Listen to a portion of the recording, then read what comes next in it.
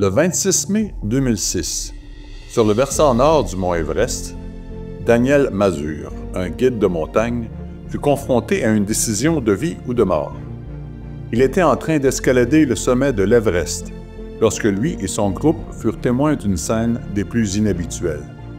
M. Mazur, ses 2 clients et un guide Sherpa se trouvaient à 2 heures du sommet de 8850 mètres lorsqu'ils ont croisé le quinquagénaire Lincoln Hall, qui avait été abandonné un jour plus tôt, alors que ses propres guides le croyaient mort.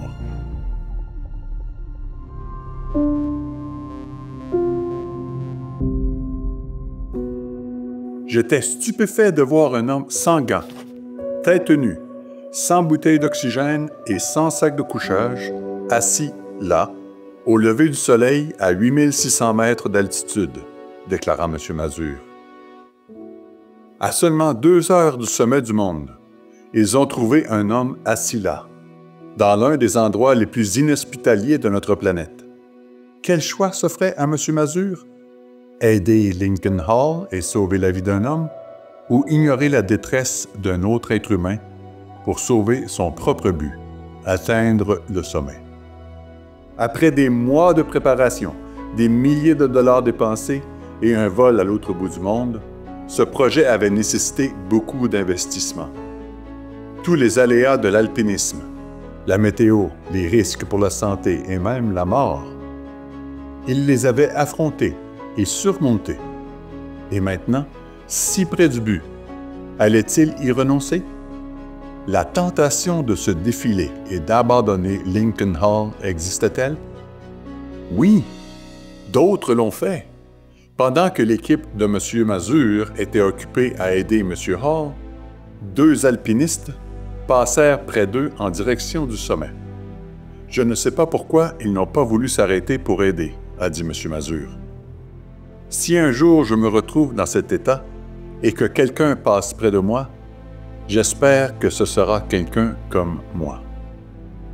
Une semaine auparavant, le 15 mai, près de 40 alpinistes étaient passés sans lui porter secours à côté du Britannique David Sharp, 34 ans, qui était environ à 304 mètres dans sa descente.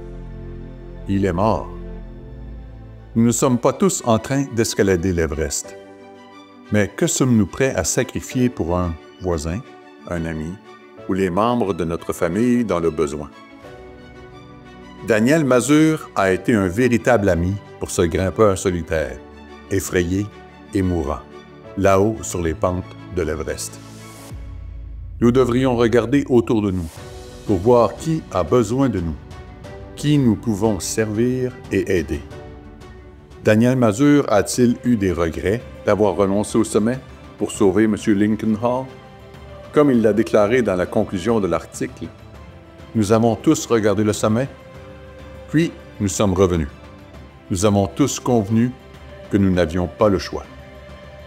Se demander ce que nous ferions dans une telle situation peut nous donner une bonne idée de notre degré de compassion.